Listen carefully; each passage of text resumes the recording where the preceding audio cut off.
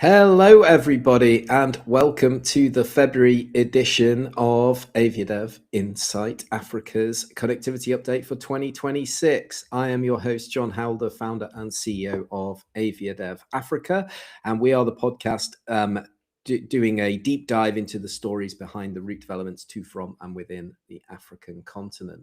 I'm having a few issues seeing everybody. Can you see anybody, Sean? I can't see anybody. I don't know what's happened here. Let me just try and I don't know what's happened. Why? Oh, there we go. We're back. Okay, I see us. We're back. We're Yes. back. Okay. Fantastic. Well, thank you everybody who is joining us live on YouTube and on LinkedIn as well. It's something that we've tried the last couple of months, as you see just then. You always have these hiccups when you do things live. And you might also notice we are missing one very vital member of the Three Musketeers. I'm sure he will join us as soon as he's navigated the Yaoundé traffic in Cameroon. So we'll catch up with him soon.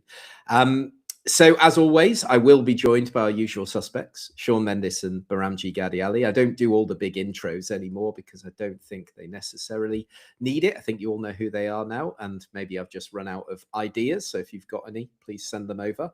Now, they were both with me on the podcast last week, along with Teo from Embraer, to run down the top 10 unserved routes in sub-Saharan Africa, something that was first launched with the report back in June at AviaDev 2025. So I would say if you're interested in this podcast, you will be interested in that, and there's some other good ones that we've put out in the last few weeks as well. So do have a listen, but of course wait until after we have finished today with this session.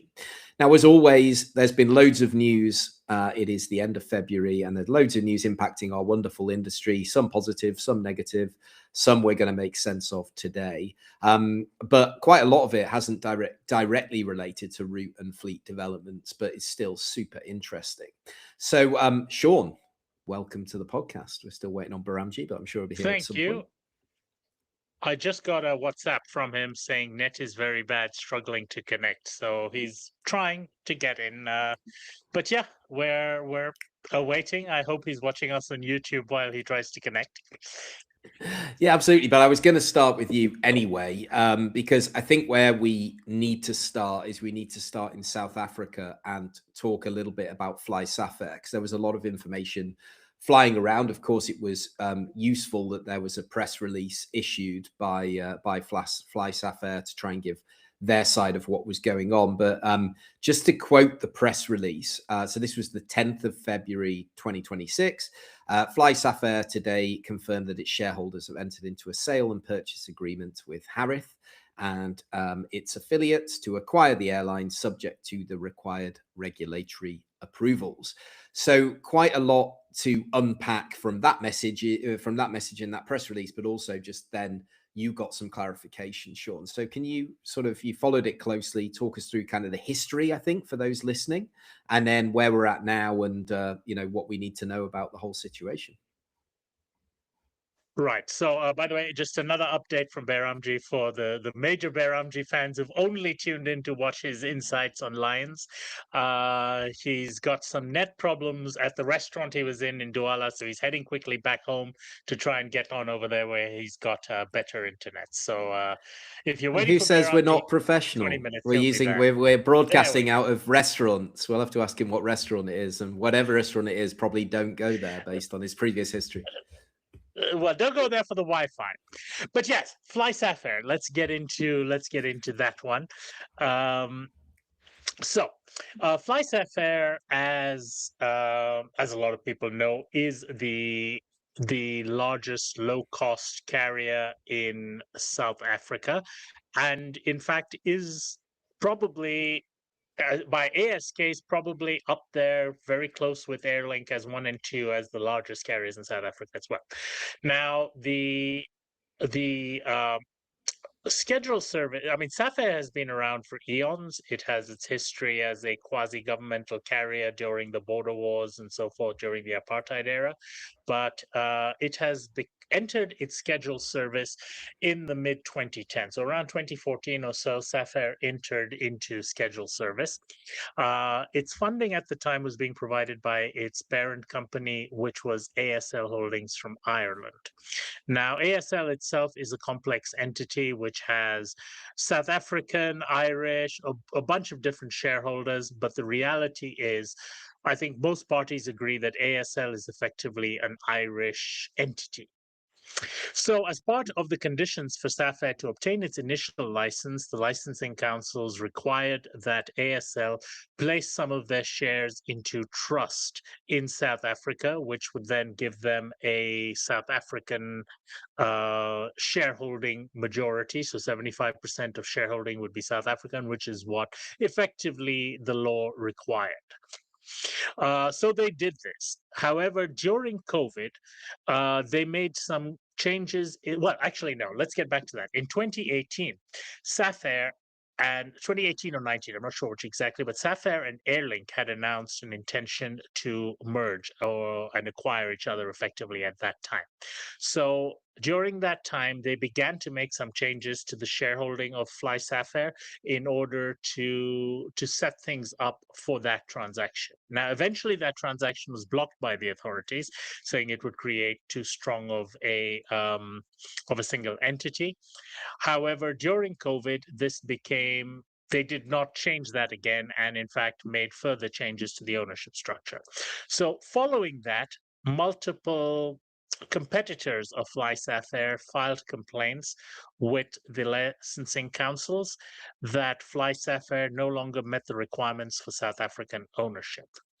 The councils heard the cases and eventually made rulings that Safair was non-compliant and gave Safair a timeline. So there are two councils in South Africa. There's a domestic council and there's an international council. Both of them ruled that Safair was non-compliant and had different reasonings and sanctions that they had proposed, but they gave Safair a period of time to rectify the ownership issues and revert.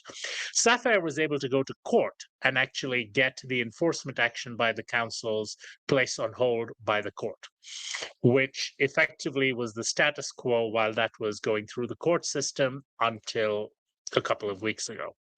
A couple of weeks ago, as you said and read very nicely from that press release, that Safair has agreed of a sale in its entirety to Harith. Now, let's go back now and understand who Harith is, because people are probably going to say, I've heard that name, but I can't quite place it. When South African Airways was looking to privatize itself a few years ago, they were actually being sold to a consortium called the Takatso Consortium. And the Takatso Consortium's major shareholder was Harith. And Harith, to be specific, was Harith Investment Partners. Now, Harith Investment Partners is actually a very large infrastructure fund based out of South Africa, and that does investments in a number of different African countries as well as within South Africa. They're probably best known, their best known asset is probably Lanseria Airport in northern Johannesburg, which is owned by Harith Investment Partners. Now, interestingly enough, 30% of the funds approximately in Harith Investment Partners are actually from the Public Investment Corporation of South Africa, which is effectively a South African government entity. So Harith is a quasi-governmental organization, which then, of course, raises the question, is the government actually buying Safair? Is it being nationalized? Is it being merged with South African Airways and so forth? So I've spoken to Kirby at Safair about this, and Kirby's also made a lot of clarifications in other media reports, as well as internal communications, which we've seen from, from other management at FlySafair. And here is actually what is happening. Harare Investment Partners, which is the parent company, the main Harare, is not actually the investor in Safair. They are creating a special purpose vehicle called Harare Aviation Proprietary Limited. And that is going to be the actual investor in Safair. And that is actually a JV with Zungu Investments, which is controlled by Sandile Zungu, who is another major investor in different businesses in South Africa, such as the national lotteries and so forth.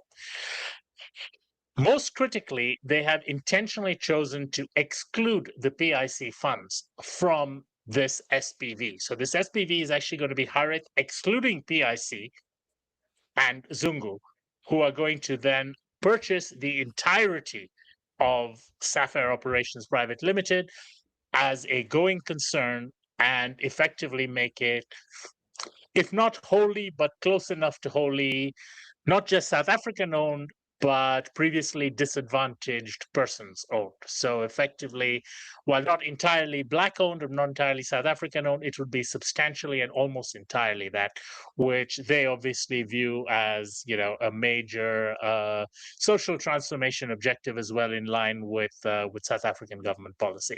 So it's very interesting days. It's a very complex transaction. It is going to need to go through, you know, through a lot of reviews. There's going to be financial reviews. There's going to be competition reviews. And I think the competition review is going to take a very close look at the structure in terms of whether the government is coming in there, because obviously the government's got ownership in South African Airways as well, and whether there are any conflicts with Harare's ownership of Lanseria Airport, where of course their biggest tenant for scheduled service is FlySafair as well. So there's a lot of things which are going to be looked at. I don't expect this to close, you know, within the next few weeks or whatever. There will be a long drawn out process, but I think everybody's hopeful that by the end of 2026, this will finally be put back, be put to bed once and for all. And, you know, FlySafair management, ownership, staff, everybody, customers will have a clear picture that, we can book with this airline, and it's got solid backers, it's got a solid future, it doesn't have any controversy on licensing and so forth, and can go on. So I know it's gone on for like almost 10 minutes in terms of me trying to explain it, but that's as simple as I can break it down to. And, you know, just a summary of where the FlySafair saga is at right now. No, look, I mean, it needed that context because it's not quite, we know how complicated it is, but I think the average person listening is thinking, oh, thank goodness, you know, FlySafair is still going to be providing connectivity. It's not going to be closed down next week. And, you know, there is a solution on the horizon, right? Did you ever think that was a possibility? No, FlySafair is too large to fail. I mean, FlySafair currently accounts for about 60% of domestic travelers in South Africa, and quite simply, you know, it's not possible for any of the competitors to immediately ramp up and backfill that capacity at short notice. So, you know, it was something that I think the courts and the council, I think the council in particular, was, because, you know, the council changes every few years. So this is actually a ruling by the previous council, which the current councils have inherited. And by every lack of action on their part, I think it's pretty obvious that they wish they had not inherited this, and that everybody had just let sleeping dogs lie. But, you know, you made your bed, you got to lie in it. And I think everybody is just very glad to see that, that a resolution has been found that potentially satisfies all stakeholders. Because, and, you know, this is also relevant because, you know, as we saw from that 2018-19 proposed transaction, ASL and the other shareholders of FlySafair had been looking at trying to, you know, an exit strategy for their investment anyway. It's not as though they were doing badly on this, but, you know, it's the case of, right, we've got it up and running now, let's realize the value. And I think it may actually be ironic that that deal did not go through back then, because subsequently, with the failure of Comair and SA's bankruptcy, FlySafair went from being a number 3 player in the South African market back then to being a undisputed number 1 player today. So undoubtedly, they've actually unlocked billions potentially of additional value, by having that transaction blocked back in 7-8 years ago.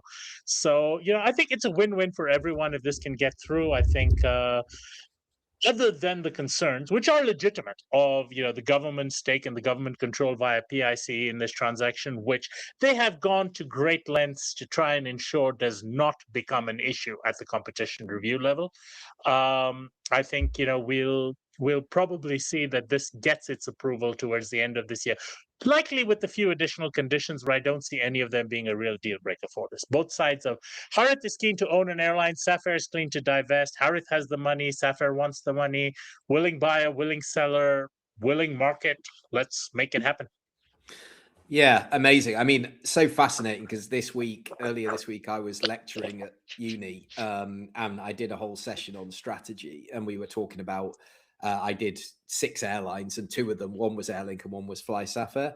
And I just think anybody out there who's interested Dare in I ask who the other understanding 4 were? Ethiopian, Kenya Airways, FastJet, Askai, and then the other 2. But genuinely, like I said it on the podcast before, but the South African market is just, it's been incredible the last 10, 20 years, with the different players that have come and gone. But, I've been watching it for the last 10, and it's been those brave airlines that, when that opportunity has existed, obviously SAA go into restructuring, Airlink go and get their own code, and away they go. Safair were right there at the right time when Kalula and Mango obviously ceased to exist, and they've backfilled that, and they're obviously reaping the rewards. So I think that's it's really, really interesting to sort of get that feedback. Right, we're still waiting for Baramji, but Sean is a one-man show, so that is the main thing, and I'm very happy about that. I'm glad that at least somebody's here. I remember doing this once with, I think it was Roger from Airlink, and his internet was so bad it was just me. And I thought, well, he's the interviewer, so this is going to be extremely difficult to do as an interview, because I need to ask him questions. So our next airline that we're going to East Africa, and we're going to Uganda. We might have an interested viewer on our YouTube stream. We do have an interested viewer, yeah. So hello to interested viewer from Uganda. And I've noticed that ever since I posted the teaser on LinkedIn, I've had multiple people from that airline look at my profile and hopefully try to get in. So if you guys are here, hello. And yes. I'm sorry for anybody who's struggling to get through on LinkedIn. I think there's an issue with the event that was set up. I don't know what's happened, LinkedIn, but yeah. I can't either. So I've kind of directed people over to YouTube. You guys are watching on YouTube, so obviously the people who are not watching on LinkedIn are unfortunately unable to see this. But yeah, let's talk about Uganda Airlines. So they got a new CEO. There's a lot of turbulence. It was a youngster with barely any experience, is what I've been told. So let's talk about what Atagurma has inherited, and also the latest with the airline, because of course they continue to have operational issues. So, see what you've got, Sean. Tell us, where are we up to with Uganda Airlines? I hate to say this, but I told you so. This is not something that anyone who's been following this airline since its genesis, since its concept, will be particularly surprised about. I think, unfortunately, all of it has just come together at the same time and at the absolute wrong time, because there's no worse time for stuff to go wrong than a few weeks before Christmas peak season. And that is where this whole current situation with them happened, where they had one of their A330s have an engine issue in Lagos, Nigeria, probably again one of the worst places in the world you could choose to have something like that happen. And that one aircraft was then grounded and out of service for about a month, right over the Christmas peak period, which required them to basically, and as we covered this last month's podcast, they had to cancel a bunch of flights. They delayed everything. I mean, they weren't even running to a schedule. It was pretty much a case of plane will go here now, and show up at the airport, and if you're lucky, you'll get a seat on it. Otherwise, come back tomorrow. So it was a complete and utter mess and unfortunate situation. We've covered the reasons why for that, and no Rolls-Royce, I do not believe that you are completely blameless in this. But anyway, subsequently, that aircraft came back to service in January, And a couple of days later, the other aircraft went out of service. So they were back to just flying one aircraft. And they took a number of preemptive measures, such as trimming their London Gatwick schedule from 4 to 3, from trimming their Mumbai schedule from 3 to 2 weekly, from switching their Dubai flights from the A330 to the A320, which was on wet lease from DAT. Lagos was already a mix of 330 and 320, so that became all 320. So they had a plan. Unfortunately, the situation is that last weekend, the second 330, which was the same one that had the problem in Lagos back in December, failed a boroscope inspection on its engine. And consequently, that aircraft is also now grounded, leaving them with a grand total of 0 long-haul aircraft to service all their long-haul routes. In addition to that, they've got 4 CRJs in their fleet running their regional routes. One of those CRJs is also grounded fairly consistently at this point of time, and with the second one in maintenance from time to time as well, giving them effectively 2 out of 6 planes regularly available to fly. They backed that somewhat by taking in a second A320 on a wet lease from DAT. So now they're flying OYJRP and OYRUY. So those are the 2 registrations of the A320s on wet lease to Uganda Airlines. But obviously, an A320 is not a replacement for an A330. They have very different profiles in terms of passenger capacity, range, et cetera. So as of now, they have suspended their Mumbai and London Gatwick services until further notice. Their services, Dubai and Nigeria. So Entebbe, Dubai and Entebbe, Nigeria are now being operated only by A320s. The Johannesburg service is now operated by a mix of A320s and CRJs. They have made statements both on the record and off the record that they are seeking to take on a wide body aircraft as a short-term ACMI. Obviously, especially when you're flying wide-body ACMI deals, there's a lot of regulatory approval that needs to be obtained.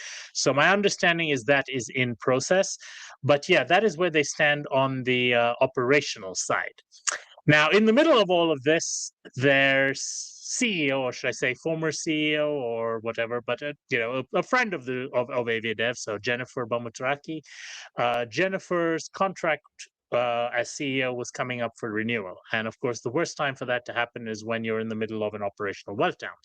So unfortunately, fortunately or unfortunately, because I don't think I would ever wish this job on anyone, Jennifer and the shareholder, which the government of Uganda mutually decided that it was in their best interests for Jennifer not to seek a renewal of her contract. So Jennifer advised her team towards the end of January that she would be exiting stage left at the appropriate time.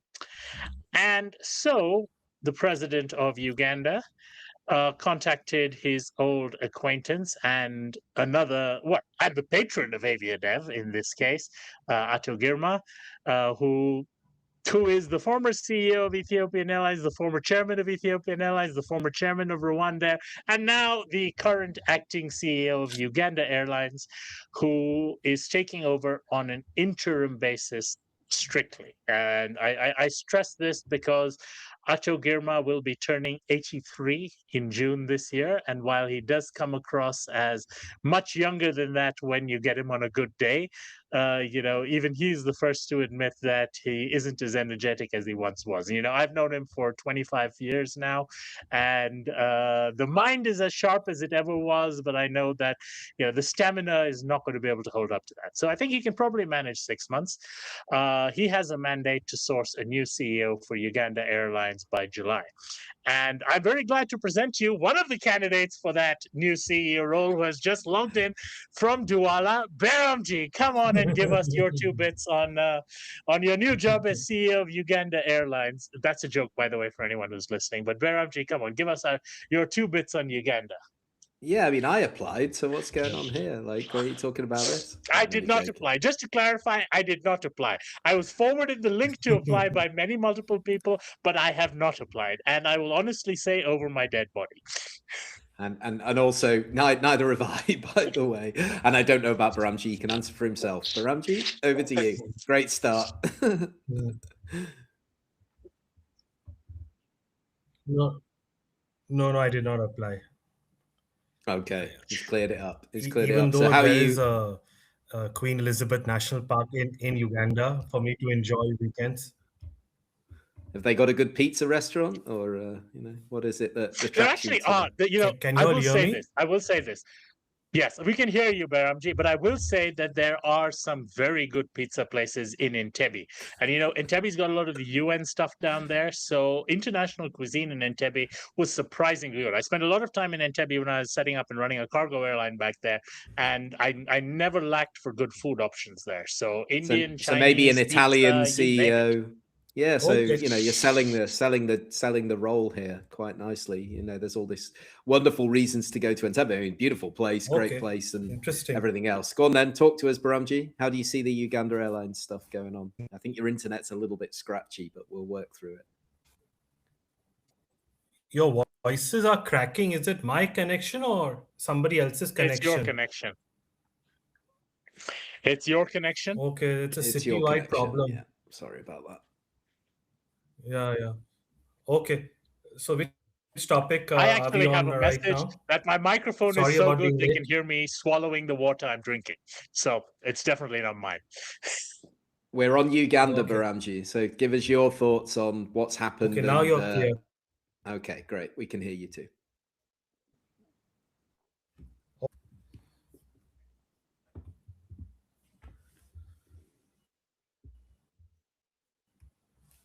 The only thing that I do know is that they've temporarily suspended Mumbai and London flights, and they are redirecting passengers onto Kenya Airways and maybe Ethiopian. But I know for sure Kenya Airways is getting a lot of their passengers for Mumbai and London. And more than 300s are grounded to issues which are both internal, just external. They are owing and 330, 800 June, and also they did not plan to run their to engine maintenance properly. They are determined in advance. So I believe they've wet leased one additional A320 from DAT Aviation, which Sean had messaged me about a few days ago. But that won't help fix what's been already damaged. So they will have to now, it'll be a long process in regaining the trust of the travel agents, both in London, Mumbai, and Dubai. And that means they'll have to dump fares to win back some business. So it's going to be a very long road back to recovery. Great. But I All think, right. You'll hear me fully? a big thing over here. Yeah, I think a big question over here is, obviously with Ato Girma being brought in, the question to be asked is whether the long-term strategy for the airline is going to be becoming another Ethiopian satellite carrier. And, I think it's been fairly clear to all parties concerned that this whole we must have a standalone carrier has been a failure. I mean, there's no question about it. Uganda Airlines, as it stands today, is about as abject a failure as you can get. However, a lot of money has been poured into assets, into training, and so forth.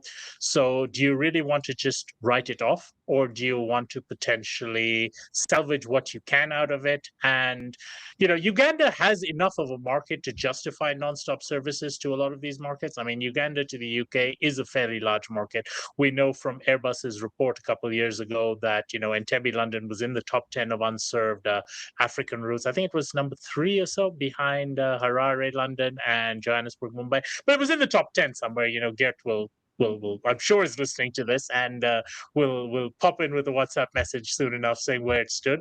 But this is a market, and I think Ethiopian dominates the Uganda market anyway. They're flying 4 to 5 times a day to Entebbe to Addis.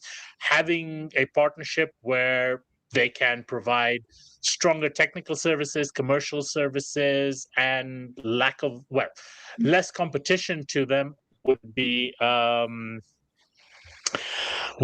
to effectively just cut your losses and maintain. We've got a very, very interesting question that has come in over here. I'm going to put it on the screen. It's on the screen. Yes.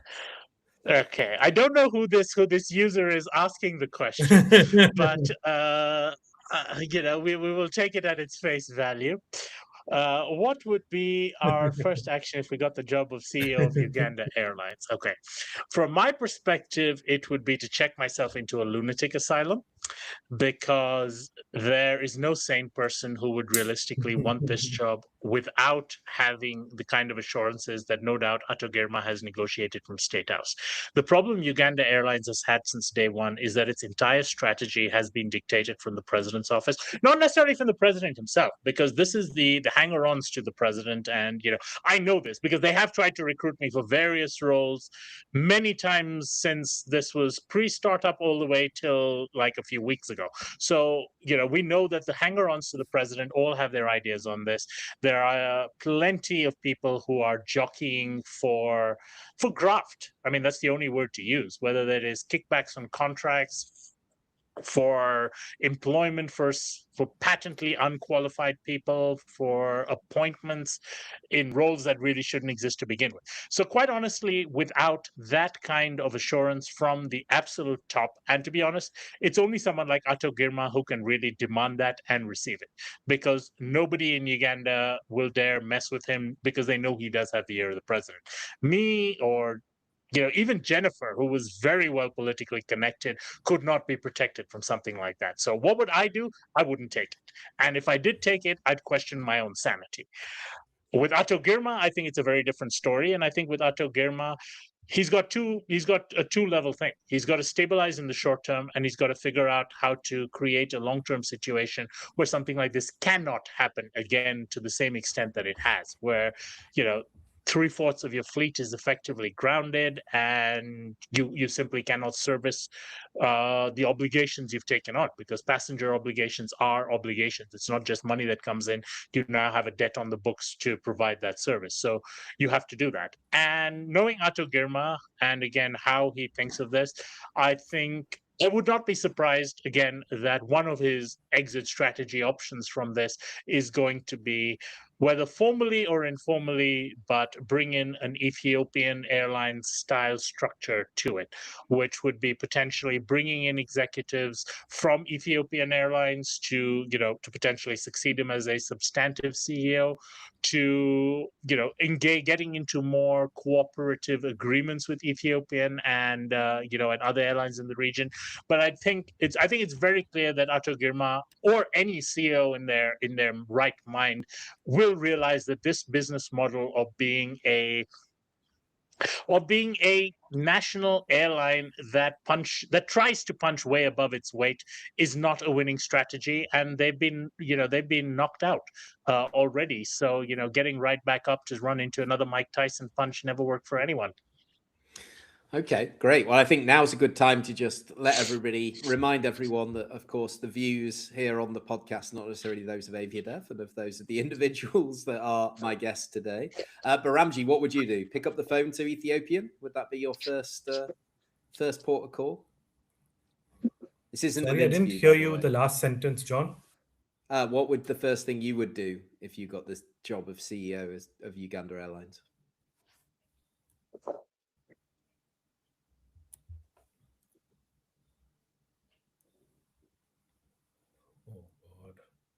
Have you got us, Baramji? Don't worry, we'll come back to you. No, I think we've lost him. Are you there? No, okay. No, I'm here. Okay, what would you do if you were becoming the CEO of Uganda Airlines? Or maybe this is selective listening. I would, to be honest with you, I would shut down the A330 operations, number one. Just completely shut down all A330 flying, and whatever there is on the wide bodies, if the president demands it, they would have to ACMI and enter into a partnership, like Sean correctly said, with Ethiopian, and let Ethiopian do the heavy lifting on the London and Mumbai routes, because those are the only two volumetric routes from Entebbe which would warrant a wide body service. Saudi and UAE can probably justify them as well. But as I said, it's a very short list. Whether that list is 2 or 4 countries, that's TBD.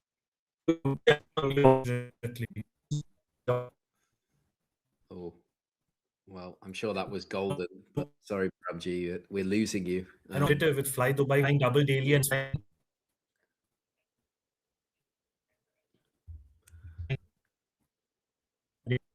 daily.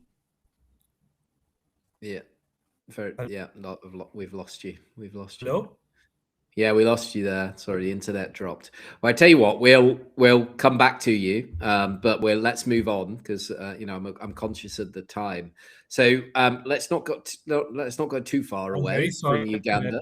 Oh, don't worry, Bramji. You know, we've all had this. Everybody listening and watching, you know, we've all had internet issues over the time. So yeah, maybe you should have gone to the Chinese restaurant today. But yeah, let's go and stay in East Africa and let's talk about Kenya Airways. Let's talk about Kenya because we want to understand what's next for them. Obviously, Alan, the CEO, stepped down at the end of the year. They've got an acting CEO or a CEO in place, and they're definitely looking for an investor or a partner. This was part of their strategy that they set out a few years ago.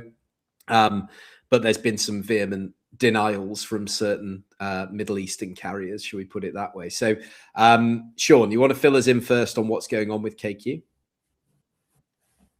Oh boy. You know, what's happening at KQ actually bears a striking similarity to what's happening in Uganda, except that KQ fortunately has enough resilience that it's not completely devolved into an operational meltdown at the same level. I mean, KQ's had operational challenges, and I think behind the scenes we've seen in terms of management overall, in terms of financial crises and so forth, that there are striking similarities which are inevitable in the case of government airlines. You know, I can't stress this enough week after week, month after month, that government airlines are doomed to wind up in this.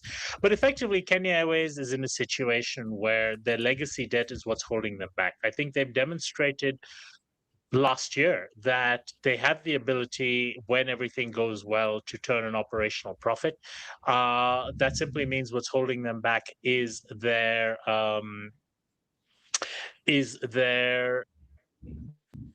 their inability to raise this capital either from their current principal stakeholder, which is the government of Kenya. Government of Kenya is not a majority shareholder, but they are the single largest shareholder. The government of Kenya has also guaranteed most of Kenya Airways' debt to third parties. So, you know, it's a complex scenario that they're in, but the only way for that to recover is for them to recapitalize, whether that is the government selling a stake in the airline to raise capital from a strategic partner, or somebody coming in with great generosity and putting money in out of the goodness of their heart, which is also known as throwing good money after bad. Now, in the media, there have been rumors recently about Singapore Airlines and Qatar Airways being interested and in a bidding war, so to speak, to purchase Kenya Airways. Both Temasek Holdings, who's the parent of Singapore Airlines, has vehemently denied it, saying, we have no clue what you're talking about. We haven't even thought about this. And Qatar Airways has been a little, less vehement in their denials, but equally clear in their denials that we have no interest in Kenya Airways at this time, which is pretty much a rejection. In fact, I was just on a chat earlier today where someone said this is a very hard way to let someone down, when they want to date you. But I think what Qatar has actually said is not that, it's completely off. They're saying we want to stay friends. We want to be. We want to have a code share. We want to have a strategic partnership. But there's no chance of you getting the ring from us right now. And I think, unfortunately for Kenya Airways, as is true for anybody in that kind of a relationship, that's not a pleasant place to be in. But sometimes that friends with benefits is about as good as you're gonna get. And I think KQ and Qatar is gonna stay that way for the future, at least for the foreseeable future. So yeah, that's where Kenya Airways is at. Beautiful analogy. Baramji, how do you see it? You anything to add on the KQ side of things? I think there's a lot of projection is probably the word. It's like we would love there to be a bidding war, but trying to kind of manufacture one is difficult. But we also know these things aren't played out in plain sight very often. They're happening in the background anyway. And if you look at Rwanda, it's often part of a much bigger partnership. Qatar and Rwanda, and we'll come to that next actually. But that was not just about the airline and the airport. It's a lot. much bigger picture. So yeah, your thoughts on KQ, Baramji, if you can hear us? Yes, I can hear you. Firstly, like the interest whatsoever in KQ is not part of SQ's DNA to show a lot of interest in African carriers in general, nor does it serve any strategic value for them to show interest in KQ. With regards to Qatar Airways, the only thing that I could say is that if it was a choice to invest in Rwanda Air or Kenya Airways for a long-term future, the investment in Kenya Airways would be much better than Rwanda Air for sure. But that doesn't mean that I am advocating Qatar Airways to invest in KQ. I'm just saying if they put their money in KQ, it would be much more better utilized than in Rwanda Air for sure. And I think that is very clear. I think it's fairly obvious that the ceiling for an investment in Qatar is going to be significantly higher than the ceiling for investment in Rwanda. However, the reality is that Rwanda is about much more. And Qatar and Rwanda have been one of those again, to go back to this relationship analogy, it's been one of those engagements that drags on for so long that eventually people start wondering, is this marriage actually ever going to be consummated? I mean, have they been pretending to be interested in KQ, just to bring Rwanda to the table and say I do? Or is this a hedge bet, such as, if the arranged marriage doesn't work on, I've got my side chick? I don't know. There's a lot of possibilities over here, and I'll tell you, I've had the conversations with Qatar, I've had the conversations with Kenya. I don't think anybody thought that there was actually a deal on the table, but I think everybody also acknowledges that if a deal were to be on the table for the right deal at the right price, there would be potential interest. So I think it may be up to Kenya at this point to come and say, guys, we can offer you A, B, C, and D. And that might get Qatar saying, hey, let's look into this a bit more. So I think that's largely where this is at right now, but I don't think we're going to see much more on this. Qatar has made it very clear that Kenya is an important strategic market for them. They've increased their own capacity into Kenya significantly in recent months, not necessarily based on market growth itself, but rather to assert their dominant position and secure a larger market share from Kenya to Europe and Asian markets anyway. So it's not like Qatar has not got interest in Kenya. Not that Qatar doesn't have interest in Africa. And, we've discussed this many times before, but Africa is one region where Qatar has the ability. Qatar has been 15 to 20 years behind Emirates in most markets of the world when they started 20 years later than Emirates in building this global connector hub business model. However, Africa is the one place where Emirates is actually handicapped by their huge global model, because with the smallest plane being the size of a 777, there are a huge number of African markets which they're not able to serve effectively with that gauge of aircraft. Qatar, on the flip side, has gone in, and I did an interesting interview, and if you've read this, with African Business Magazine a couple of weeks ago. So if you want to Google it, just go and have a look over there. But I said Qatar's thing has been to try and basically do what Emirates did not do in Africa, and to win the market share and then defend it. So, the biggest move, I've said this before, I've told Hendrik this before, has been to steal Hendrik Dupre, another friend of AviaDev, who is always at our conferences and so forth, to steal him away from Emirates and put him in charge of running Africa for them. And that strategy has been to buy market share in areas where Emirates has been viewed as potentially weak, and then build up on that. So Qatar right now is in a position where they can compete on an even footing, and sometimes even a superior footing, than Emirates in many African markets, and especially in East Africa, where Qatar has the ability to alternate narrow body, wide body, small wide bodies, and so forth out there with the correct range to do this. So I think Africa is a very core strategic market for Qatar, not necessarily because of Africa's value, but because it is somewhere that they can actually be ahead of their global competitors. So this is more of a This is more targeted towards Africa's place in their global strategy rather than a move towards trying to compete with Ethiopian or Kenya Airways or any of the others head on. It's just Africa is a jigsaw piece in that thing, and it is a very large and important piece for them to make their world map complete. Perfect. All right. So yeah, very interesting to watch this space. Right. Let's move on to Ethiopian, because of course it would not be. I think we're 28, 29 episodes in, and we've never failed to talk about Ethiopian. Ethiopian's update for summer 26. So they're adding a 4th daily flight to Dubai and also increasing Bamako to Dakar to 11 flights a week starting end of March. So I want to come to you on this one, Baramji, first, please. Talk to us about the opportunities. Dubai seems like a bit of a no-brainer, and we've talked about this market ad nauseum, really. Yes. But talk to us about how you see these and whether they'll be successful. He's very excited about Bamako Dakar. So, with regards to Dubai, Ethiopian adding a 4th daily flight, that caught everybody by surprise, because they just managed to get expanded bilaterals with the UAE last summer, and the Dubai bilateral was already fully consumed by then. So they're quite lucky to get an extra daily frequency added in. The new flight, however, is operating by a 737 MAX 8 and not a wide body, departing at 2 o'clock in the morning.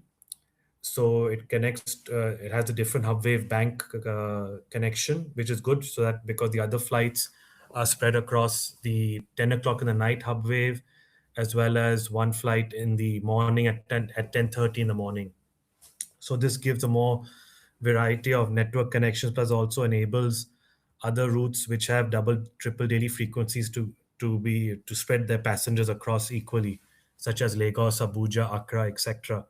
So everybody does not get crammed into one flight. Now, with regards to the Dubai market on its own, the good thing for Ethiopian Airlines is that the Addis Ababa Dubai point-to-point market grew by 4% year over year.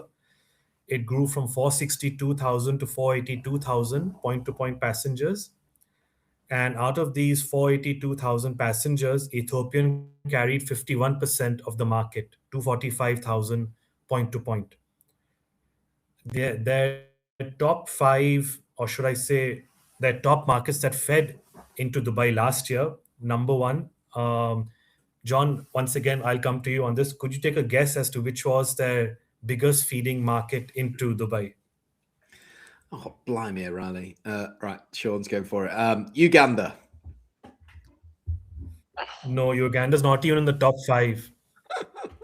Uganda has its own non-stop flights, and plus they've got Emirates and all those directs. So John, think about it. Yeah. It's got to be that is large, but that is not served by Emirates for the reasons that we outlined in that Qatar Airways bit over there.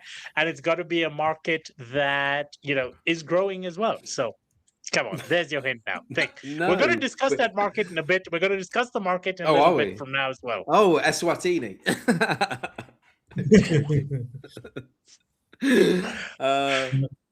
No, it is Kinshasa. Oh, right. Okay. Kinshasa is their biggest contributor on the Dubai route, with 68,000 passengers flown last year, back and forth, followed by Bamako, 40,000, then Douala, 35,000, Accra, 33,000, and then N'Djamena, 21,000 each respectively.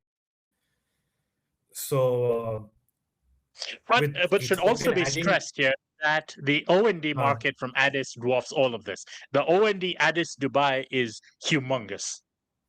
Yes, by far. I think in Africa, after Cairo, it is Addis Ababa to Dubai, which is the second biggest market, because Algeria and Casablanca are smaller. No, absolutely. I mean, Cairo to Saudi is in its own league, but behind that, Addis to UAE and Addis to Saudi is growing as well. So those are huge. Yes, I mean, Ethiopian labor exports to the Middle East is significant. So, notwithstanding the global connector hub that Ethiopian is building in Addis, there is enough market between Addis and Dubai alone.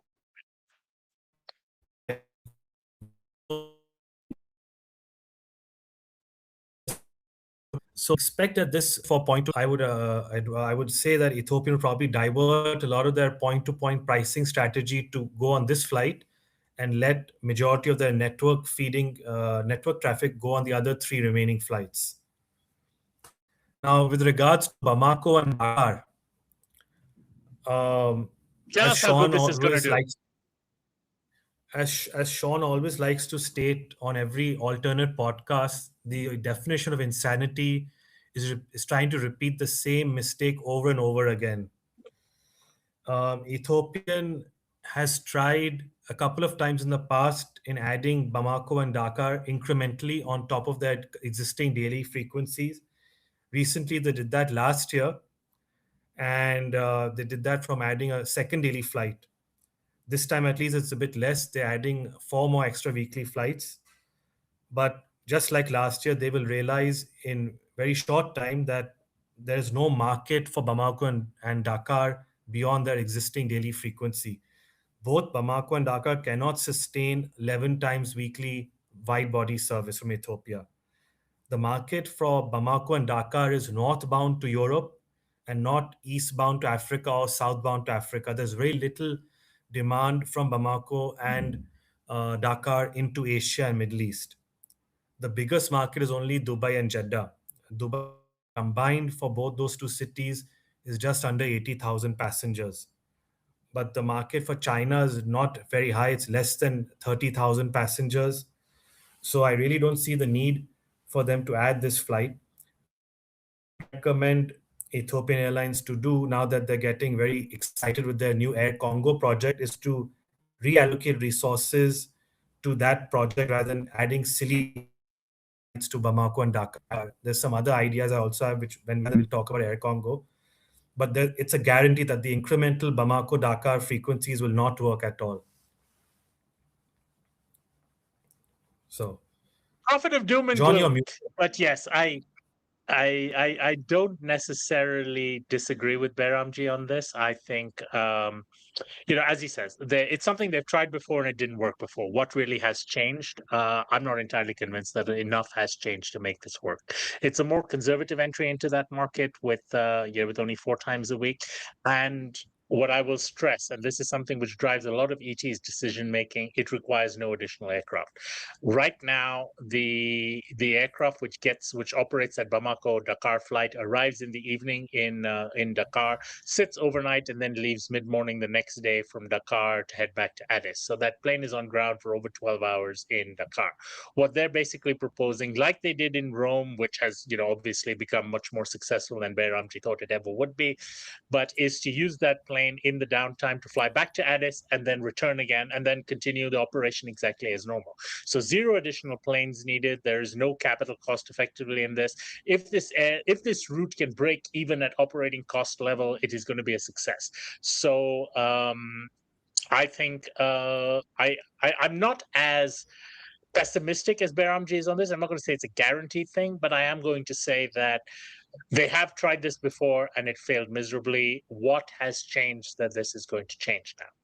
Now, regarding the 4th Dubai flight, I think it's actually, Beramji's raised a lot of the interesting points already, but I'm going to say one thing which has come from some sources of mine, is that right now that flight is scheduled to depart Addis at 7:55 p.m., arriving Dubai 1:10 a.m., leaving Dubai 3 a.m., arriving back 6 a.m. into Addis. That is completely, it's a bit of a mess because that's 7:55 departure from Addis does not really feed from anything. It's too early for the night bank. It's too late for the third bank. However, my understanding is that Ethiopia's intention is that from winter 26, so from October of 2026, they want to change that flight to a 2:55 a.m. departure from Addis Ababa, returning at 13:10 hours, so at 1:10 in the afternoon, which is then an optimal feeding time for the third bank flights to Lagos, Accra, Abuja, all the others, which, as we covered on last month's podcast, is where they are building up these frequencies to West Africa. And as Beramji listed the important markets where they're connecting from, it does make sense. This also relieves the on-time performance pressure because see, it's fascinating if you look at the schedule on their Dubai flights. They've got 2 Dubai flights leaving within an hour of each other at 9 and 10 p.m. I think every night. So it varies. Yes. Winter, but effectively they have to do that because of the time constraints on that night bank. ET 600, which is the early departure, which returns as 601, and ET 612, which is the late departure, which returns as 613. If you waited and only flew 612, you would not get back on 613 in time to make the earliest departures on the day bank.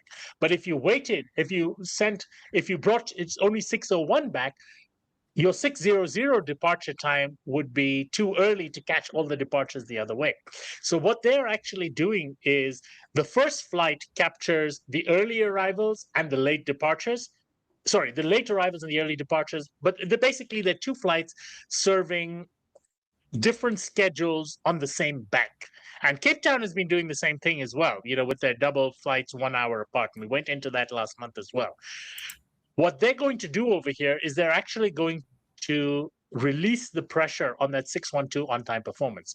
Because right now, what 612's challenge is even if they'll hold 612 for a while. They can't hold 600, but they can hold 612 for maybe half an hour to an hour, depending on how many passengers are on late inbound connections. By having the 662 available at 2 a.m. from Addis, that has relieved the on-time performance on 612 and consequently on the return of 612, which is 613. So by putting that in place, they're actually going to improve their on-time performance as well as create a Dubai feeder onto the third bank. So it's a 2 birds with 1 stone. I believe actually that they've gotten these slots through a slot swap with Azerbaijan Airlines. And so they've allocated different sets of times. And that's why this is currently going to be a slightly different schedule for summer and a different schedule in winter. But that is what I understand ET's general goal is, that this is actually going to become a 2:55 or 2 something a.m. departure from Addis and returning at 13:10 into Addis to feed the third bank, and that'll happen from winter. And I think that'll be a very interesting scenario for for their Dubai connectivity. And I will also say, and again, I'll put money on this. Within the next 18 months, you will see a wide body on this, a 787 at a minimum, but probably something even larger. If my age is showing as to when ET struggled to fly 1757 a day to Dubai, and considering now they can put 3 A350 1000s on it, and they fill them all, it's incredible how that market has just absolutely exploded. But one thing we forgot to mention on ET, and which we'd covered was their new flights to Nacala in Mozambique, which was going to be one of their 2 new routes for this summer. Those flights are not going ahead now. And my understanding is that this is because the government of Mozambique has not been able to live up to their commitments on ensuring that funds, repatriation of funds for ticket sales in Mozambique has not gone ahead the way it had been intended to. So consequently, ET has taken the decision that they will not be launching another gateway to Mozambique in Nacala, which had been scheduled for June this year, and instead they will just continue serving Beira and Maputo only. Now, of course, Nacala was being tied with my home airport in Blantyre. However, as of right now, Blantyre is still intended to be daily, but with the 5 services via Beira and 2 services which will be non-stop Terminator flights, Addis, Blantyre, Addis. And most likely that'll be with 737-800s or even 737-700s, depending on the loads on the day. And that's how they've historically done it when they've added these Terminator flights. So no Nacala, 4th Dubai, 2nd daily Bamako, Dakar. That's pretty much the Ethiopian synopsis for the month of February. Wow. Okay. Yeah, lots of 6s in there with all those flight numbers, but yeah, you seem to have memorized it. So well done. I was actually looking at this. I think I've actually flown 50 something times between Dubai and Addis on Ethiopian. So believe me when I say I know their schedules, Dubai and Addis, like better than the back of my hand, because I know the front of my hand, but the back of my hand not quite that well. So yes, I do know that route very well. All right, good. So Baramji kind of alluded to this in his answer, but a big topic for us this month, which really, there was some announcements yesterday that found their way into the media and into the commentary, which was all about Air Congo, which is Ethiopian's project there down in Congo, and it was all about some new routes, both regionally and also perhaps even a new route to Europe, which was particularly got everybody's interest. So talk to us about this. What do we know? Is anything fully confirmed? When are things starting? Or was this a bit of a slip to let this out a bit early? Who are you Baramji? asking first, me or Sean? Yeah, you go, Baramji. Yeah. Okay, sure. So Air Congo is a project that Ethiopian Airlines undertook just over a year ago, and it was something that the country desperately needed because their existing carriers are quite useless, to put it mildly. And Ethiopian Airlines brought some sort of sanity and some sort of stability into the domestic Congo market by offering flights more or less on time with a good onboard product, predictable operation, especially between the two biggest Congo cities, Lubumbashi and Kinshasa. Goma, unfortunately, could not be operated because of the civil war in the northeastern part. So, and it has caught on quite nicely. And as a result of what the head office in Addis Ababa has seen with the performance so far, Ethiopian has now decided that it's time for Air Congo to look at regional expansion. They've announced that they're going to be operating 3 new weekly flights to Cotonou via Douala, uh, Johannesburg from Kinshasa via Lumbashi, and Entebbe from Kinshasa via FKI. I don't know. I forgot which city that is. So those are and Dar es Salaam as well from Kinshasa. Now, with regards to the potential of those routes, to be honest with you, from the data that I have, Entebbe, Kinshasa is a big market, around 50,000 passengers point to point. So that definitely warrants traffic. Dar es Salaam, though, is a bit smaller and also more competitive, 10,000 passengers only. So that might be a bit of a struggle for them. Now, for Douala and Cotonou combined has about less than 18,000 passengers to and from Kinshasa. But also the Douala Cotonou, they have fifth freedom traffic rights. They've published the fares, etc. Douala Cotonou traffic has dwindled over the past year, which I've also seen on our own Merco flights. So that would be a route which I don't think so would do well for them, to be very frank. They should look at Lagos instead, because there's a big Nigerian community in Kinshasa, and the yields also are much higher. So that would be something to look at. Uh, Kinshasa to Johannesburg via Lumbashi, that's another problem because you already have South African Airways, A-Sky, and Airlink flying Kinshasa, Johannesburg nonstop. So for Air Congo to fly Kinshasa, Lumbashi, Joburg, they'll be just taking over the spillover traffic when those other airlines don't have seats, or if their price is much lower. But I would assume the core focus of this new Joburg flight would be targeting the Lumbashi traffic more so than Kinshasa traffic. As far as the intercontinental growth is concerned, um, it'll it'll surprise everyone to note that in 2025, Dubai has overtaken Paris as the largest intercontinental market from Kinshasa. Dubai Kinshasa last year was 167,000 passengers, followed by Paris 166, and then Brussels at 140,000. However, the Dubai to Kinshasa yields are about 40% lower than Paris for obvious reasons, because Paris has more premium demand, whereas Dubai is more VFR, traders, and leisure traffic out of Kinshasa, but very baggage heavy. And so, as for what we have seen online, uh, for Air Congo to look at operating to Paris, yes, it does have potential and has good chances of doing well over the long term. However, just like any wise African carrier, they must realize that focusing purely on point-to-point traffic will not cut the mustard. They will need to offer connections via Kinshasa to some regional destinations to feed Paris, Brussels accordingly in both directions. The good advantage of Kinshasa is that its geographical location allows nearby cities like Libreville, Brazzaville, Point Noir to be connected very well with Paris in both directions, as well as Johannesburg, and in the future, if they fly to Cape Town too. Same thing goes for Brussels. Now, one thing I would like to say, which I mentioned in my earlier comment on Ethiopian Airlines, as we all know, now Ethiopian has decided to restart Atlanta, unfortunately, from May 31st or May 30th, as well as continue flying to Newark in the summer.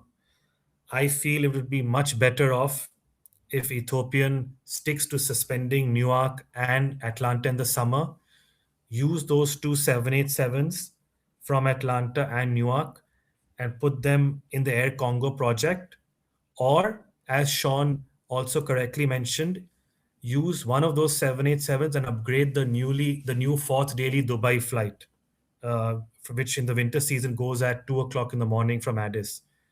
Those are much better propositions, much lower loss-making propositions, and potentially in the future could be profitable as well, because Atlanta and Newark have no chances of being profitable in the long term, even after Mr. Trump leaves office. So if they do that, that means Paris, Dubai, and Brussels can be launched properly from this winter season onwards from Kinshasa nonstop, and the market is there ripe for the taking. They should look at Dubai before Emirates comes into Kinshasa, because once Emirates comes and offers a nonstop product, it will be very, very tough for Air Congo to gain any ground whatsoever. Uh, Another thing which I would like to say regards to what I mentioned about Newark. So if they take Newark out, I would also suspend the Abidjan JFK service of Ethiopian, because that route is a total goner after the new visa restrictions. Replace Abidjan JFK with Lomé JFK.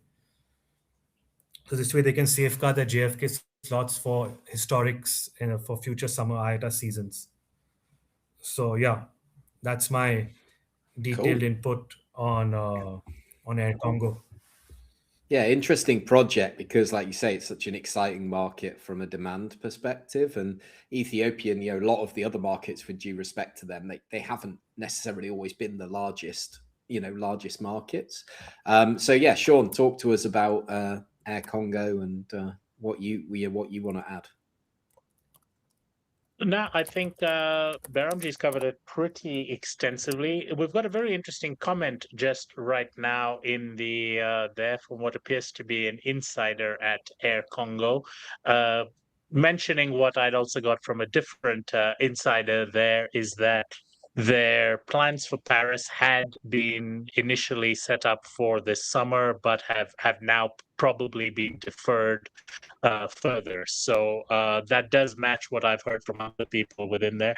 And I'm very confident. Ethiopia's put a very good team in place to manage Air Congo. It's headed by Mesfin Biro, who's got a lot of experience in various roles in Ethiopia, and most recently, prior to that, country manager in France. So he understands the European markets very, very well. I don't see them rushing into this without very, very careful consideration of how the market is, and with a very good understanding of that market. So we also had a few comments earlier when we were promoting this show, is where people were saying that we should try and cover a bit more in terms of the new aircraft and airframes and stuff coming into African Airlines. And so I'm going to actually do that with Air Congo, because Air Congo, the ability of Air Congo to actually make these new flights work is based upon a new it's not a new, it's a 12-year-old aircraft, but a new to them 737-800, which is unlike the rest of their fleet. This is not coming from Ethiopian, so not something that Ethiopian's been operating and is now seconded to them. It is the first lease that it's coming through Ethiopian, so it's a sublease through that. But this aircraft has been acquired purely for Air Congo, and it's going to be registered. In fact, it is registered ETBCI. It's an ex-Air Europa airframe, 2014 build. It was painted in Ostrava in Czech Republic it was there for its for the pre-delivery checks and everything. I don't know if it's painted there, but anyway, the pre-delivery checks were there. It went to Addis, and just 2 weeks ago, it's been delivered now into Kinshasa and is ready to go. So this is leased actually out of China, I believe. MSFL is the head lessor, if I'm not mistaken. That's Mingsheng Financing. But effectively, that's an interesting thing. And this is what's giving them the additional lift to be able to deploy all these regional routes. All of them are on a sub-daily basis. So, you can use 1737 to open up like 5 or 6 destinations if you schedule it right. And remember, that is something that ET knows how to squeeze every last second of utility out of their fleet. So, out there. So, yeah. That's the general update in terms of Air Congo. The potential of Congo is, it's infinite. It's literally the same level as a Nigeria in terms of the ability. The only difference is that Nigerian carriers have actually shown flashes of professionalism here and there, while Congolese have spectacularly failed to do even that. Congo remains a vast country where ground transport is simply not safe, not viable, not practical in so many different ways that, if you need to get from Kinshasa to a Kisangani or Bujimai or to a Lubumbashi or any of those other cities, especially those in the east or the south, you really don't have a choice but to fly. And safe, reliable, affordable transport, which Air Congo is seeking to do, will... If you crack that code, Air Congo will become more successful than Ethiopian's flagship success story of AirSky. The market is just so much larger in Congo than in Togo or in fact even of most of West Africa as a whole. Yeah, absolutely. Baramji, you've had your hand up like you're in school, so talk to us. What do you want to ask the teacher? Yes, I was wanting to ask Sean because I've never been to Kinshasa airport even for transit, so I wanted to know. I don't know if Sean has. Be very glad you wanted haven't. to know that. I was expecting that answer, but I want to know, say, if Air Congo did go through with its expansion at a rapid pace, can the Kinshasa airport infrastructure keep up with it? Kinshasa airport infrastructure can barely keep up with its current. It can't. It's already unfit for purpose. So there's definitely going to have to be a significant investment in infrastructure if Kinshasa is going to become a sort of connecting hub.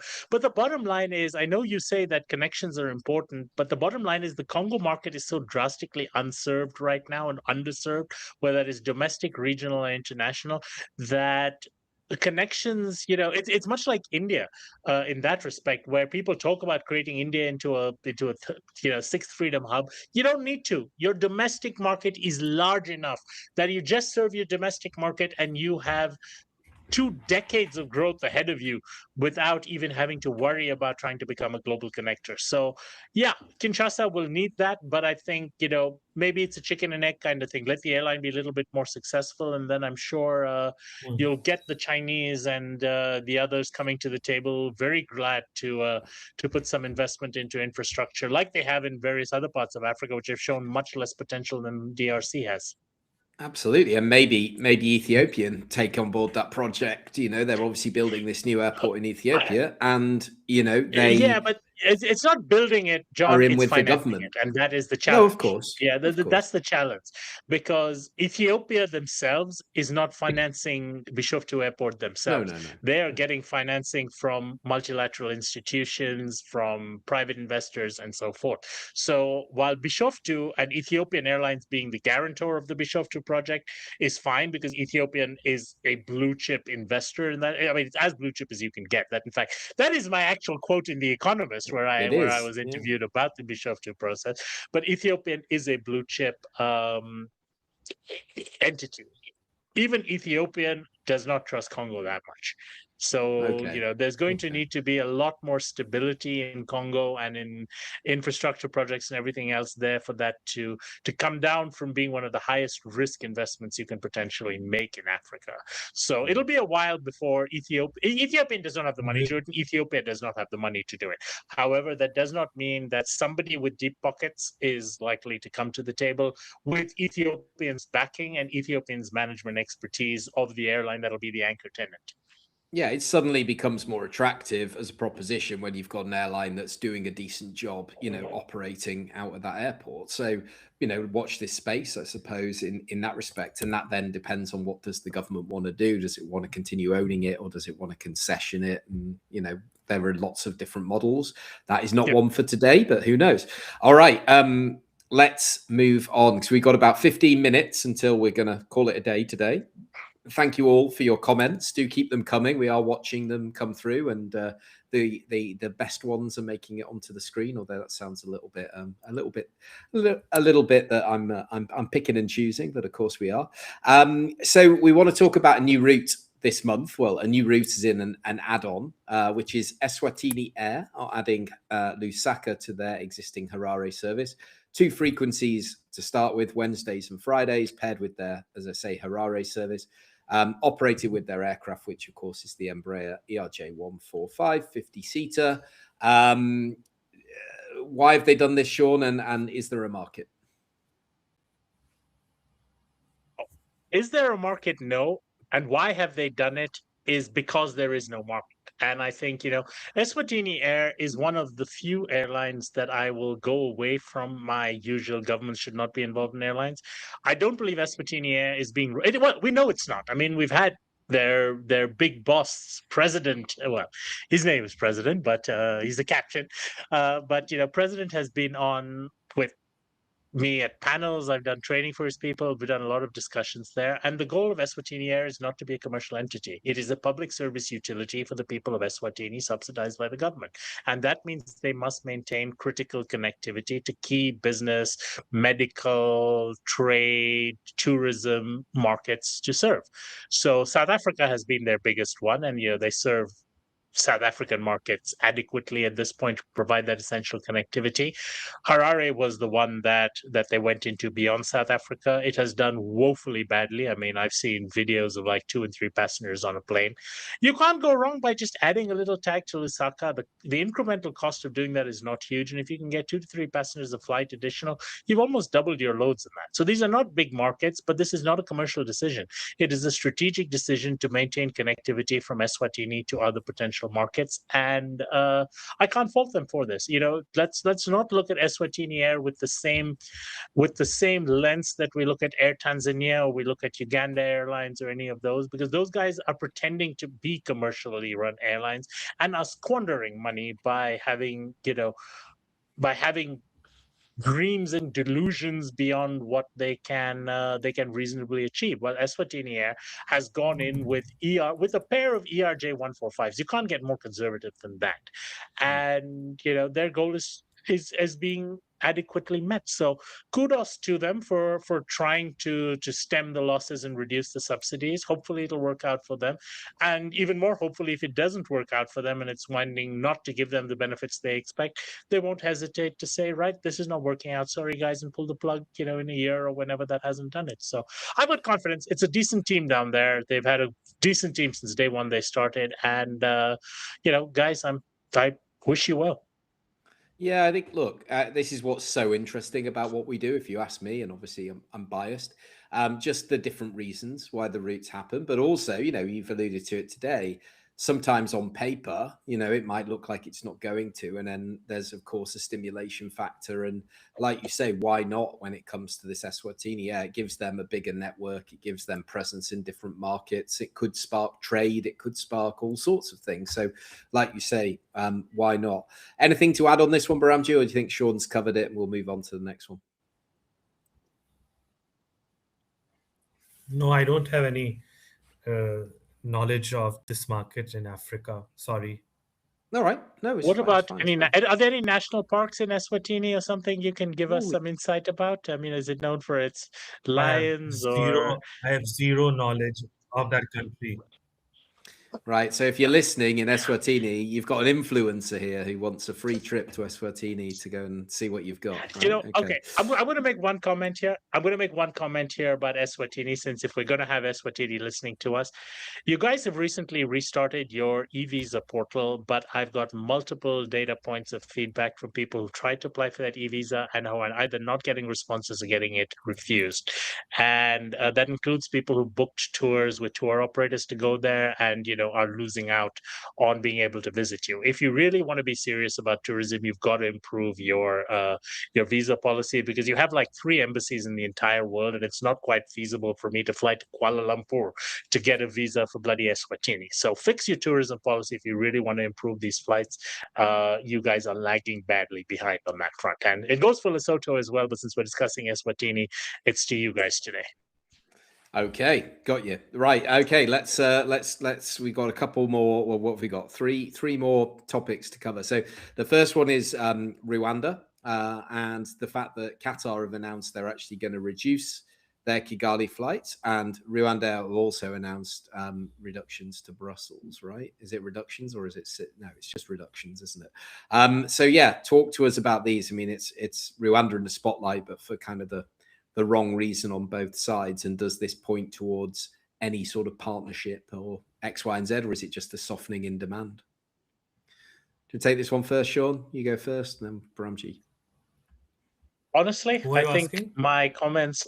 Yeah, Baramji, you take this. You've got numbers. My comments All right, go on, Baramji. You go numbers. You go numbers, Baramji, and then Sean. Sean No, can carry Sean, you start. No, you got the numbers, Baramji. You tell us.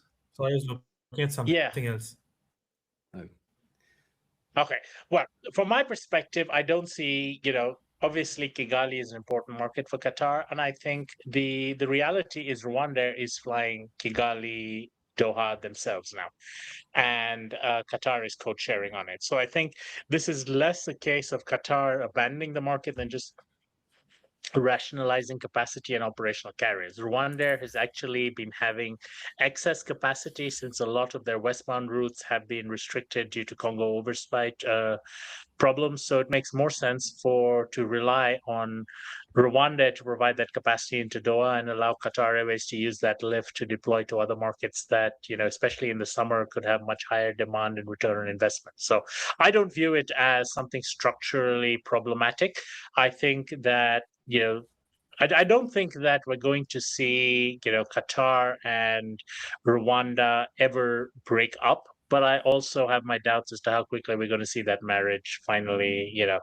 I've not cleared my calendar for the wedding reception anytime in the near future. I love it. Carry those wonderful analogies on. Baramji, your thoughts on these?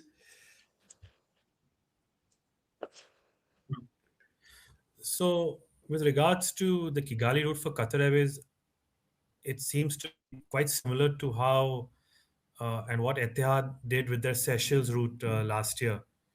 It's quite obvious that the Kigali route for Qatar may be strategically important, but does not generate the required results.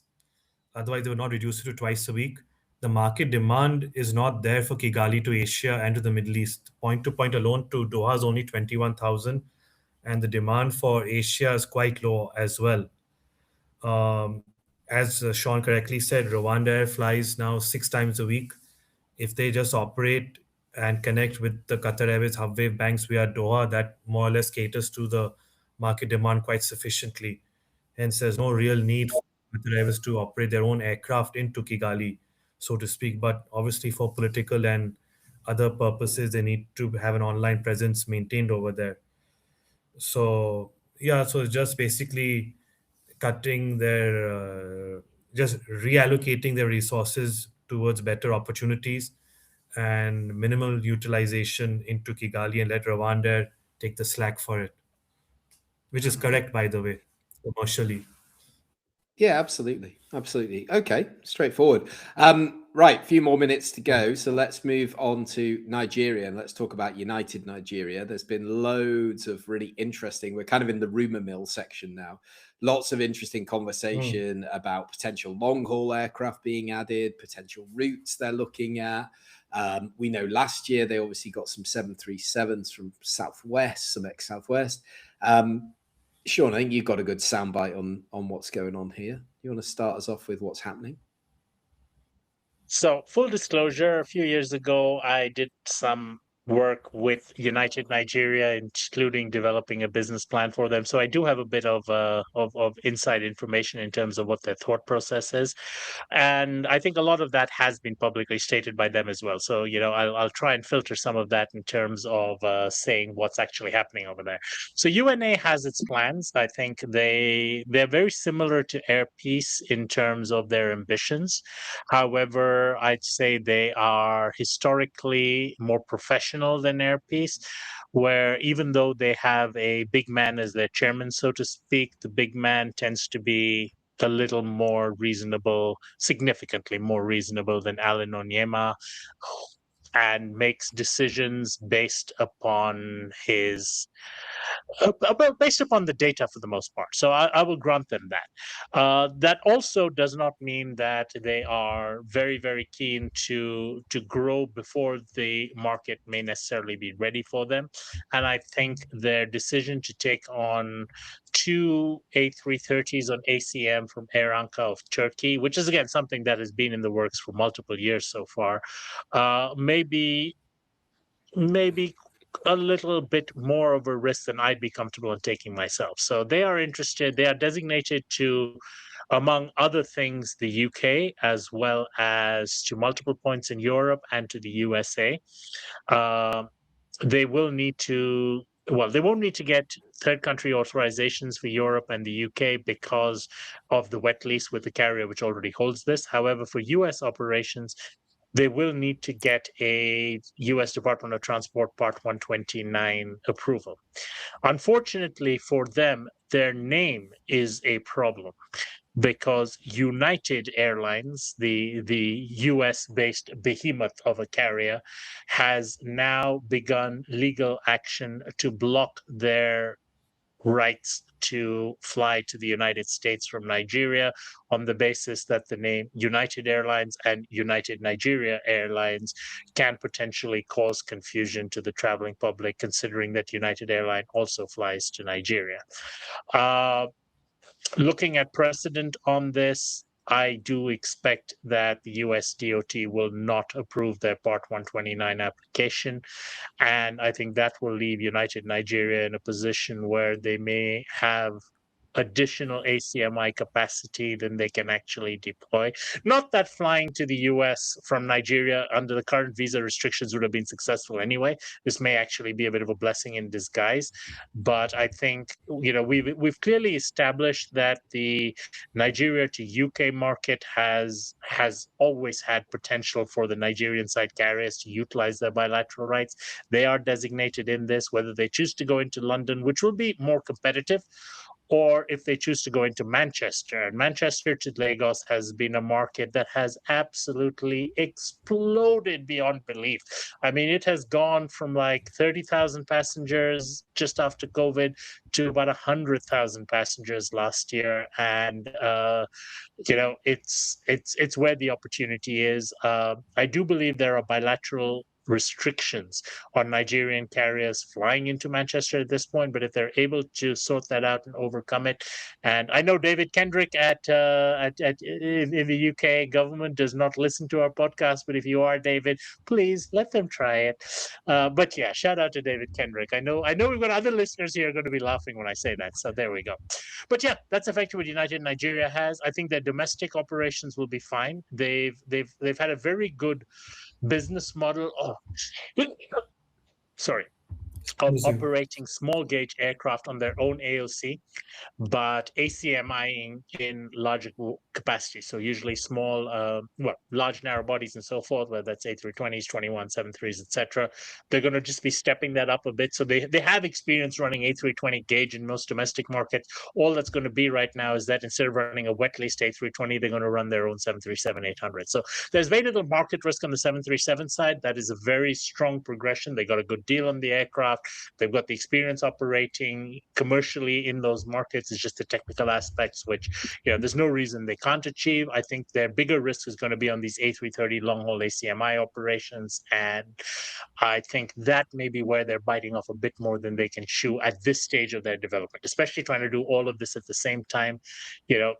Yeah, I have my doubts as to whether that's successful, but it's a very good team there. I've dealt with a lot of Nigerian airlines in my time. Most of them are a bunch of jokers. These guys are actually pretty serious. And a specific shout out to Osita, who should have been joining us last year in Zanzibar for AviaDev, but then couldn't get a visa for some reason and wound up being stuck on the outside. So hopefully we'll see him in Botswana this year if he shows up. Osita, if you're hearing this, look forward to seeing you in Botswana.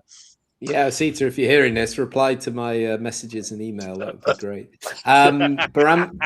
Baramji, Sean mentioned Manchester, super exciting. But yeah, you agree with what Sean said about United Nigeria? Sean mentioned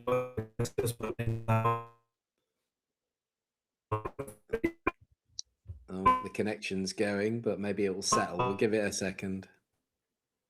He said yes. He said yes. Let's move on. Right, we're gonna have to move on, Baramji. Sorry, my friend. Can you hear me? Oh, now you're back. No, suddenly, can you hear me crystal now? clear. Yes. Sadly, Okay. Sean said. No, I was saying what Sean said. If he did not mention about Lagos, Manchester, I would have mentioned it regardless, as I mentioned and I had written in my notes. With regards to the US Nigeria market, getting the United Nigeria getting two A330s at this stage of the development is basically trying to walk before crawling. What they've done with getting the Southwest 737 NGs, that is the correct strategic move. They need to first develop that network with the 737s before going into the wide body segment altogether. Yeah, but I understand that the owner has some aspirations for long haul, especially to the US, which is fair enough, but you need time for these things to materialize properly. You don't want to jump into something and then lose so much money that it was far beyond what you had initially anticipated. Now, I don't know if these two A330-200s from Ankara Air have been officially signed on for ACMI from July onwards or not. If they have, that means they are committed and they have to use them somewhere. I do not recommend flying them to the US at this stage, also because of the visa issues that have come about since January 21st.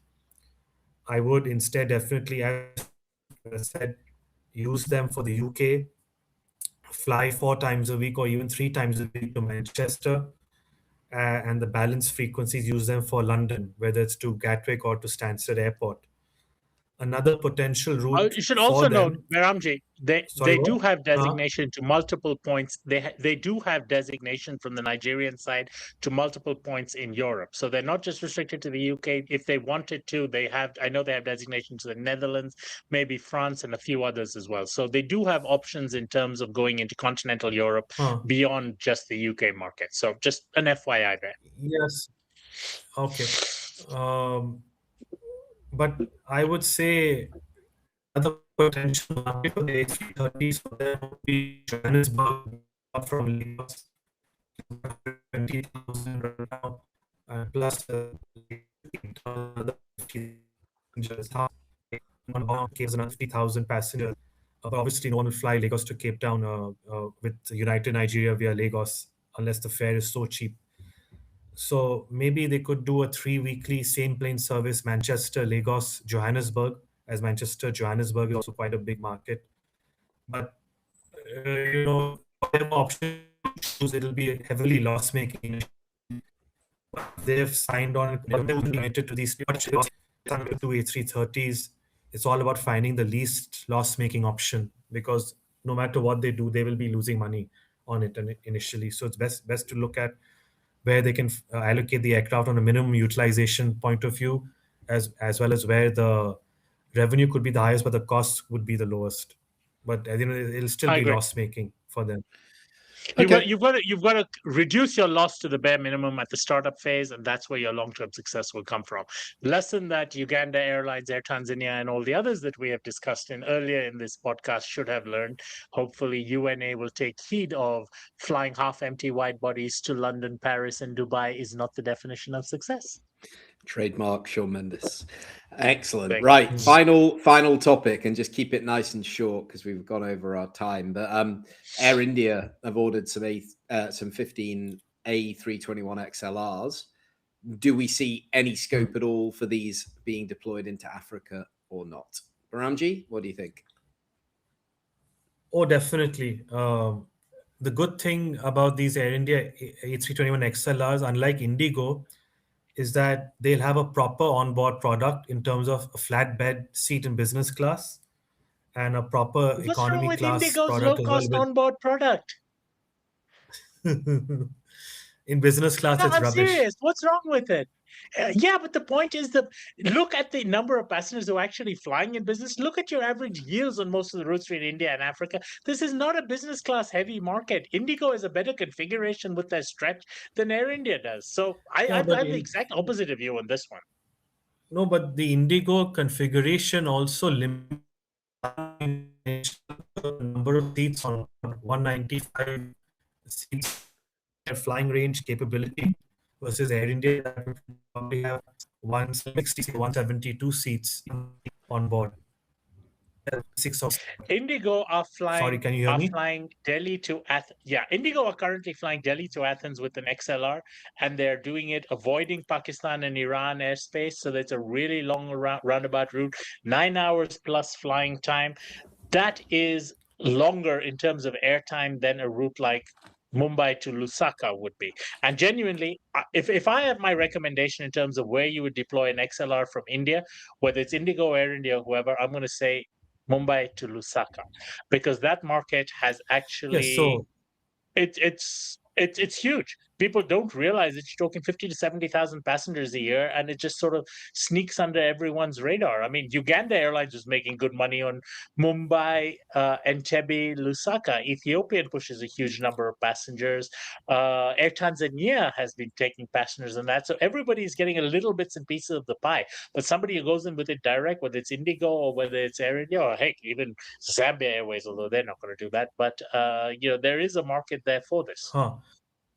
So my recommendation for Air India would be to base the Africa XLRs out of Mumbai and not Delhi, and the routes that they could Delhi to fly. Africa doesn't have a market. Delhi to Africa does not have a market. If you're going to do a market from India to Africa, you're going to be based out of the West, and that means Mumbai. Yeah. So the routes that I shortlisted on my LinkedIn post a few weeks ago when this announcement was made were in ranking order. Mumbai to Kinshasa, which is now 45,000 passengers. Then Mumbai to Lusaka, which in 2024 exceeded 50,000 passengers, just purely point to point. Then Mumbai to Lumbashi, which is 35,000 passengers. All these routes would be 3 times a week initially to start with. There's no need to fly a daily flight. And then Mumbai to Entebbe, and then Mumbai to Dar es Salaam, followed by Mumbai to Mauritius. You Mauritius don't obviously is a need big market. XLRs. You don't need XLRs for either Entebbe or Dar. You can do that with the standard 321 Neo. You're going to need the XLR to do the Lubumbashi, Lusakas, and stuff. And if you're going to deploy those aircraft, there's no point. There's zero benefit. A 321 Neo can do Mumbai. A 320 Neo, 321, either of them can do Mumbai to Dar today if they wanted to.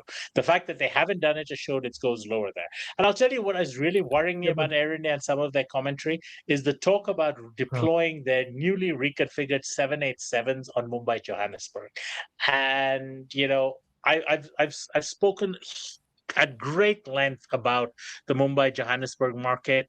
On my panel discussion at AviaDev in Zanzibar last year, we even asked the chief commercial officer at South African Airways, hi TT, if you're watching this, about it. And the reality is the challenge of this market is that the yields are really poor. And Air India does not have a low cost structure, unfortunately, for them.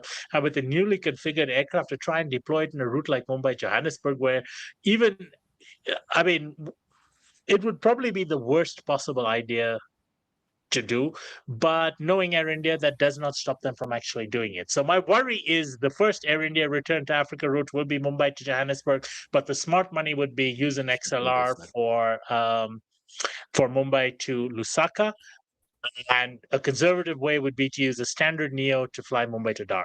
That would be what I'd do if I were Air India or Indigo. The same advice holds for both. XLR can't fly to Johannesburg. 321 can, well, it can fly to XLR Joburg. can't do Johannesburg. It can fly to Joburg, it can't fly back. So, yeah, that's a bit of a problem. But yeah. Well, that sounds so like, then we've got a few airlines that yeah, be quite excited. That means it's...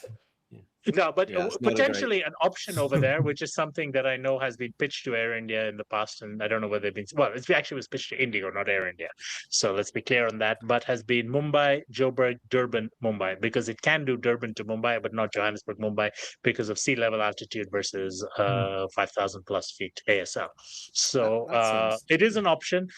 It would be the most ridiculous option if they did it, but you know, as I said, I never assume that Air India will take the logical choice. So I'm just putting it out there, guys. If you're listening, please just be conservative.